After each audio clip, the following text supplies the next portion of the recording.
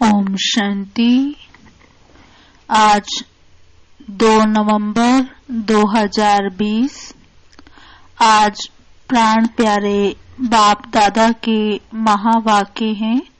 मीठे बच्चे, यह पुरुषोत्तम संगम युग है। पुरानी दुनिया बदल अब नई बन रही है। तुम्हें अब पुरुषार्थ कर उत्तम देव पद पाना है। प्रश्न, सर्विसेबल बच्चों की बुद्धि में कौन सी बात सदैव याद रहती है?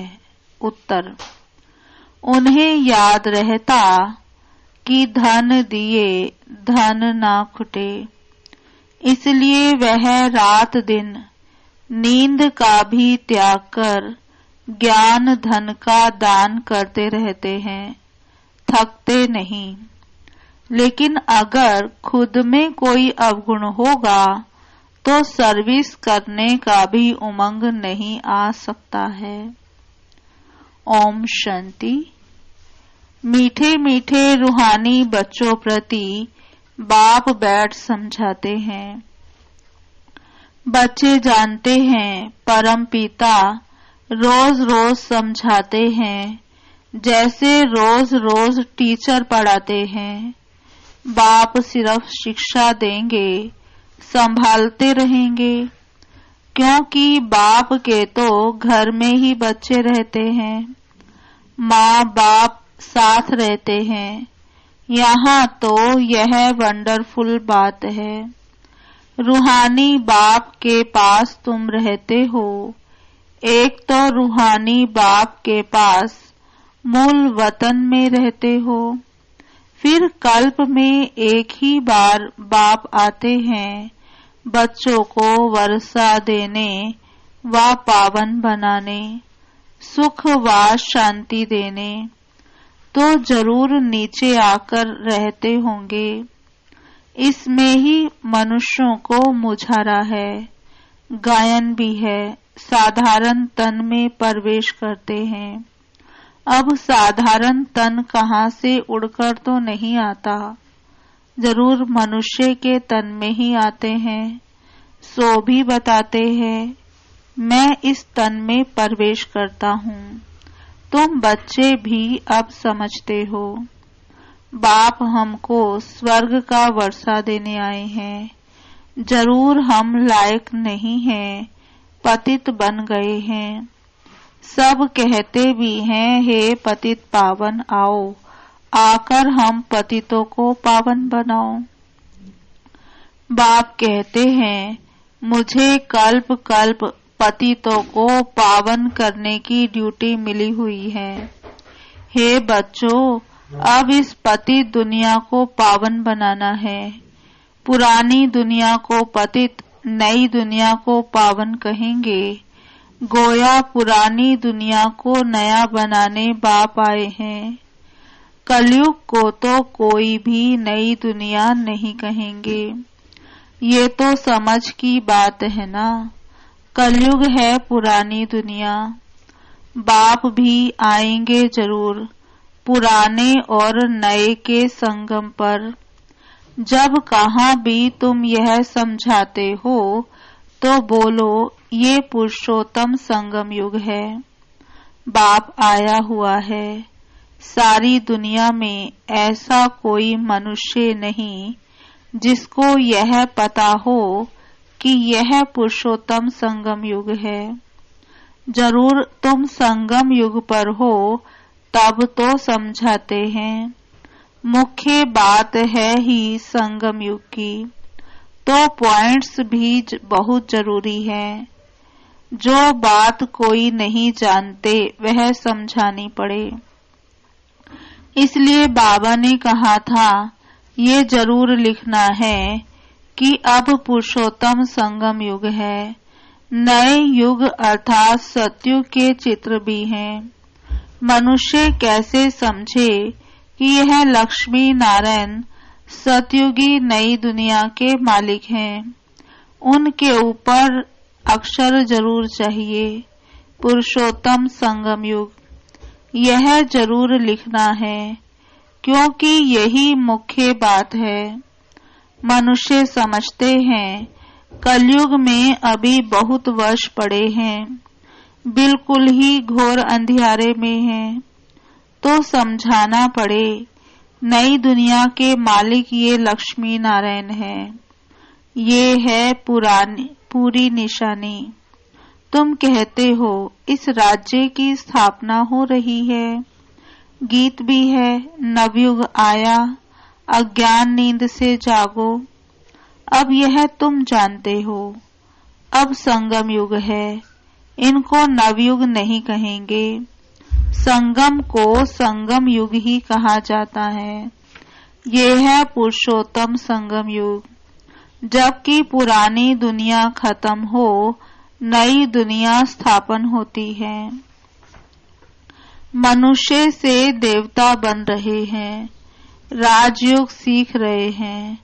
देवताओं में भी उत्तम पद है ही इन लक्ष्मी नारायण का।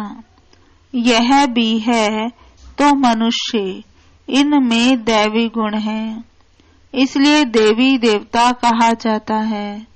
सबसे उत्तम गुण है पवित्रता का।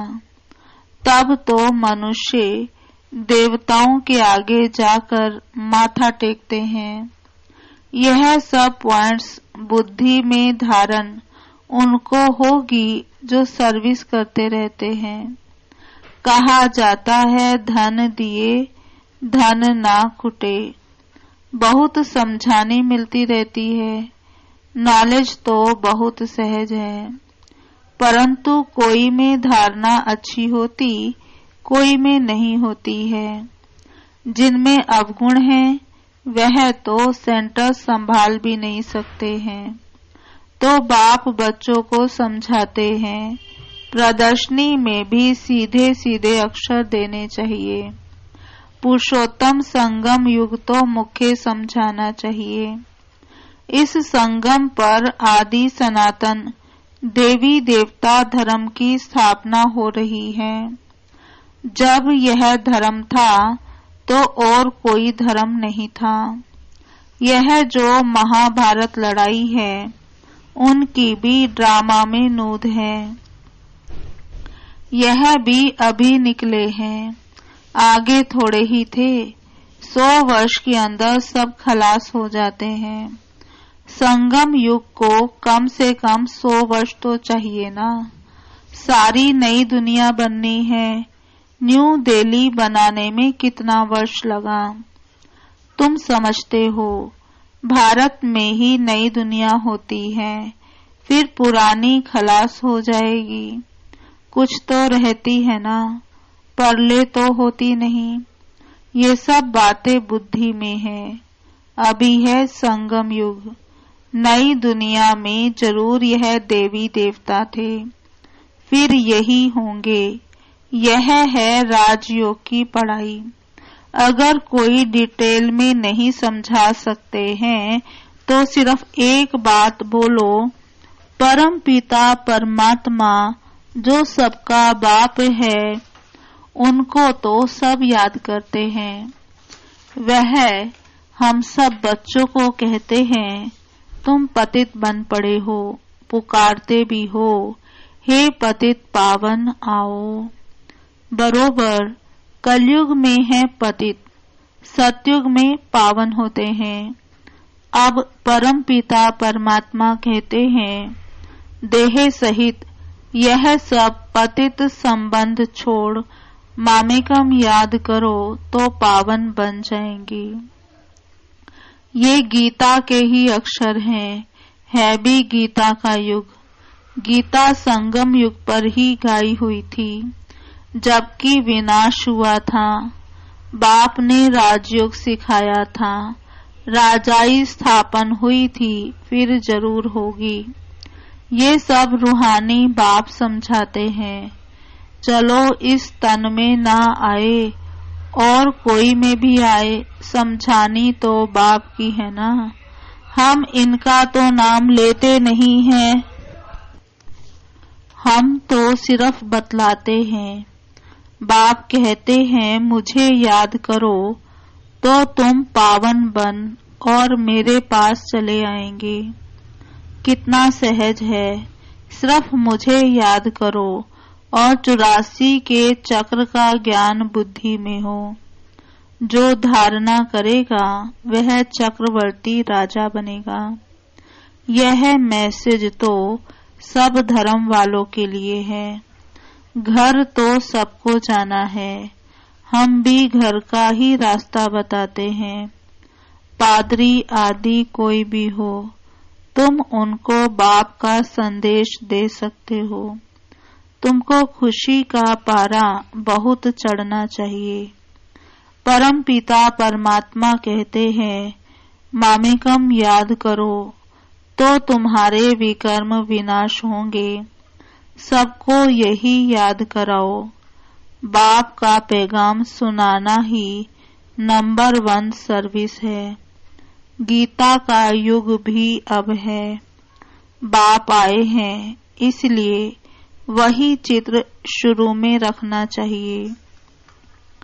जो समझते हैं हम बाप का पैगाम दे सकते हैं, तो तैयार रहना चाहिए। दिल में आना चाहिए, हम भी अंधों की लाठी बने। यह पैगाम तो कोई को भी दे सकते हो। बीके का नाम सुनकर ही डरते हैं। बोलो, हम सिर्फ बाप का पैगाम देते हैं। परम पिता परमात्मा कहते हैं, मुझे याद करो बस। हम किसकी गलानी नहीं करते हैं। बाप कहते हैं, मामेकम याद करो। बाप कहते हैं, मामेकम याद करो। मैं ऊंच ते ऊंच पतित पावन हूँ। मुझे याद करने से तुम्हारे विकर्म विनाश होंगे। यह नोट करो, यह बहुत काम की चीज है। हाथ पर व बाहां पर अक्षर लिखाते हैं ना, ये भी लिख दो। इतना सिर्फ बताया तो भी रहमदिल कल्याणकारी बने। अपने से प्रण करना चाहिए, सर्विस जरूर करनी है, फिर आदत पड़ जाएगी। यहाँ भी तुम समझा सकते हो, चित्र दे सकते हो। यह है पैगाम देने की चीज। लाखों बन जाएंगे, घर घर में जाकर पैगाम देना है। पैसा कोई दे ना दे, बोलो बाप तो है ही गरीब निवाज। हमारा फर्ज है घर घर में पैगाम देना। यह बाप दादा, इनसे यह वर्षा मिलता है। 84 जन्म यह लेंगे, इनका यह अंतिम जन्म है। हम ब्राह्मण हैं, सो फिर देवता बनेंगे। ब्रह्मा भी ब्राह्मण है। प्रजापिता ब्रह्मा अकेला तो नहीं होगा ना, जरूर ब्राह्मण वंशावली भी होगी ना। ब्रह्मा सो विष्णु, देवता ब्राह्मण है छोटी। वही देवता क्षत्रिय वैश्य शूद्र बनते हैं। कोई जरूर निकलेंगे जो तुम्हारी बातों को समझेंगे। पुरुष भी सर्विस कर सकते हैं। सवेरे उठकर मनुष्य जब दुकान खोलते हैं तो कहते हैं, सुबह का साईं बेड़ा बनने लाई। तुम भी सवेरे सवेरे जाकर बाप का पैगाम सुनाओ। बोलो, तुम्हारा धंधा बहुत अच्छा होगा। तुम साईं को याद करो तो 21 जन्म का वर्षा मिलेगा। अमृत वेले का टाइम अच्छा होता है। आजकल कारखानों में माताएं भी बैठ काम करती है। यह बैज भी बनाना बहुत सहज है। तुम बच्चों को तो रात दिन सर्विस में लग जाना चाहिए। नींद हराम कर देनी चाहिए। बाप का परिचय मिलने से मनुष्य धन के बन जाते हैं। तुम किसको भी पैगाम दे सकते हो। तुम्हारा ज्ञान तो बहुत ऊंचा है। बोलो, हम तो एक को याद करते हैं। क्राइस्ट की आत्मा भी उनका बच्चा थी। आत्माएं तो सब उनके बच्चे हैं। वही गॉड फादर कहते हैं कि और कोई भी देहधारियों को याद मत करो, तुम अपने को आत्मा समझ मामेकम याद करो तो विकर्म विनाश हो जाएंगे, मेरे पास आ जाएंगे। मनुष्य पुरुषार्थ करते ही हैं घर जाने के लिए, परंतु जाता कोई भी नहीं। देखा जाता है बच्चे अभी बहुत ठंडे हैं, इतनी मेहनत पहुंचते नहीं, बहाना करते रहते हैं। इसमें बहुत सहन भी करना पड़ता है। धर्म स्थापक को कितना सहन करना पड़ता है। क्राइस्ट के लिए भी कहते हैं, उनको क्रॉस पर चढ़ाया, तुम्हारा काम है सबको संदेश देना। उसके लिए युक्तियां बाबा बताते रहते हैं। कोई सर्विस नहीं करते हैं तो बाबा समझते हैं धारणा नहीं है। बाबा राय देते हैं कैसे पैगाम दो। ट्रेन में भी तुम यह पैगाम देते रहो। तुम जानते हो हम स्वर्ग में जाते हैं, कोई शांति धाम में भी जाएंगे ना। रास्ता तो तुम ही बता सकते हो। तुम ब्राह्मणों को ही जाना चाहिए, है तो बहुत, ब्राह्मणों को कहाँ तो रखेंगे ना। ब्राह्मण देवता क्षत्रिय प्रजापिता ब्रह्मा की औलाद तो जरूर होंगे ना।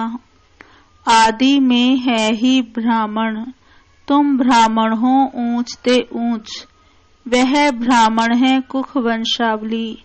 ब्राह्मण तो जरूर चाहिए ना, नहीं तो प्रजापिता ब्रह्मा के बच्चे ब्राह्मण कहाँ से आए। ब्राह्मणों को तुम बैठ समझाओ तो वह झट समझ जाएंगे। बोलो तुम भी ब्राह्मण हो, हम भी अपने को ब्राह्मण कहलाते हैं। अब बताओ तुम्हारा धर्म स्थापन करने वाला कौन।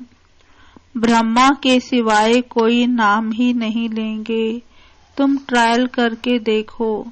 ब्राह्मणों के भी बहुत बड़े बड़े कुल होते हैं। पुजारी ब्राह्मण तो ढेर हैं। अजमेर में ढेर बच्चे जाते हैं। कभी कोई ने समाचार नहीं दिया कि हम ब्राह्मणों से मिले, उनसे पूछा तुम्हारा धर्म स्थापन करने वाला कौन। ब्राह्मण धर्म किसने स्थापन किया। तुमको तो मालूम है सच्चे ब्राह्मण कौन है। तुम बहुतों का कल्याण कर सकते हो। यात्राओं पर भक्त ही जाते हैं। यह चित्र तो बहुत अच्छा है लक्ष्मी नारायण का। तुमको मालूम है जगत अम्बा कौन है, लक्ष्मी कौन है। ऐसे ऐसे तुम नौकरों भीलनियों आदि को भी समझा सकते हो। तुम्हारे बिगड़ तो कोई है नहीं जो उन्हों को सुनाए। बहुत रहम दिल बनना है। बोलो तुम भी पावन बन पावन दुनिया में जा सकते हो। अपने को आत्मा समझो। शिव बाबा को याद करो। शौक बहुत होना चाहिए किसको भी रास्ता बताने का। जो खुद याद करते होंगे वही दूसरों को याद कराने का पुरुषार्थ करेंगे। बाप तो नहीं जाकर बात करेंगे। यह तो तुम बच्चों का काम है। गरीबों का भी कल्याण करना है। बेचारे बहुत सुखी हो जाएंगे। थोड़ा याद करने से प्रजा में भी आ जाएं, वह भी अच्छा है। यह धर्म तो बहुत सुख देने वाला है। दिन प्रतिदिन तुम्हारा आवाज जोर से निकलेगा। सबको यही पैगाम देते रहो। अपने को आत्मा समझ बाप को याद करो। तुम मीठे मीठे बच्चे पद्मा पदम भाग्यशाली हो। जबकि महिमा सुनते हो तो समझते हो, फिर भी कोई बात की फिक्रात आदि क्यों रखनी चाहिए। ये है गुप्त ज्ञान, गुप्त खुशी। तुम हो इनकॉग्निटो वॉरियर्स। तुमको अननोन वॉरियर्स कहेंगे और कोई अननोन वॉरियर्स हो नहीं सकता। तुम्हारा दिलवाड़ा मंदिर पूरा यादगार है। दिल लेने वाले का परिवार है ना। महावीर, महावीरनी और उनकी औलाद, यह पूरा पूरा तीर्थ है। काशी से भी ऊंची जगह हुई। अच्छा, मीठे मीठे सिकिलधे बच्चों प्रति माता पिता बाप दादा का याद प्यार और गुड मॉर्निंग। रूहानी बाप की रूहानी बच्चों को नमस्ते। हम रूहानी बच्चों की रूहानी बाप दादा को याद प्यार गुड मॉर्निंग, नमस्ते नमस्ते नमस्ते। धारणा के लिए मुख्य सार। पहला, घर घर में जाकर बाप का पैगाम देना है। सर्विस करने का प्रण करो। सर्विस के लिए कोई भी बहाना मत दो। दूसरा, किसी भी बात की फिक्रात नहीं करनी है। गुप्त खुशी में रहना है। किसी भी देहधारी को याद नहीं करना है। एक बाप की याद में रहना है। वरदान, परिस्थितियों को गुड लक समझ अपने निश्चय के फाउंडेशन को मजबूत बनाने वाले अचल अडोल भव। परिस्थितियों को गुड लक समझ अपने निश्चय के फाउंडेशन को मजबूत बनाने वाले अचल अडोल भव। विस्तार, कोई भी परिस्थिति आए तो आप हाई जंप दे दो, क्योंकि परिस्थिति आना भी गुड लक है। यह निश्चय के फाउंडेशन को मजबूत करने का साधन है। आप जब एक बारी अंगद के समान मजबूत हो जाएंगे तो यह पेपर भी नमस्कार करेंगे। पहले विकराल रूप में आएंगे और फिर दासी बन जाएंगे। चैलेंज करो, हम महावीर हैं। जैसे पानी के ऊपर लकीर ठहर नहीं सकती, ऐसे मुझ मास्टर सागर के ऊपर कोई परिस्थिति वार कर नहीं सकती। स्वस्थिति में रहने से अचल अडोल बन जाएंगी। स्लोगन, नॉलेजफुल वह है जिसका हर कर्म श्रेष्ठ और सफल हो। नॉलेजफुल वह है जिसका हर कर्म श्रेष्ठ और सफल हो। ओम शांति। आज की मुरली के स्वमान। पहला, मैं सर्विसेबल आत्मा हूँ। मैं सर्विसेबल आत्मा हूँ। दूसरा स्वमान, मैं चक्रवर्ती राजा बनने वाली आत्मा हूँ। मैं चक्रवर्ती राजा बनने वाली आत्मा हूँ। तीसरा स्वमान, मैं श्रेष्ठ ब्राह्मण आत्मा हूँ। मैं श्रेष्ठ ब्राह्मण आत्मा हूँ। चौथा स्वमान, मैं पद्मा पदम भाग्यशाली आत्मा हूँ। मैं पद्मा पदम भाग्यशाली आत्मा हूँ। पांचवा स्वमान, मैं अननोन वॉरियर्स हूँ। मैं अननोन वॉरियर्स हूँ। छठा स्वमान, मैं गुड लक आत्मा हूँ। मैं गुड लक आत्मा हूँ।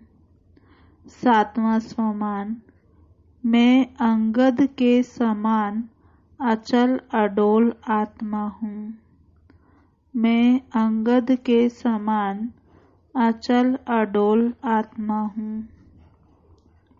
8वां स्वमान, मैं महावीर आत्मा हूँ। मैं महावीर आत्मा हूँ।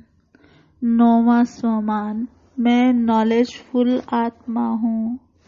मैं नॉलेजफुल आत्मा हूँ। ओम शांति।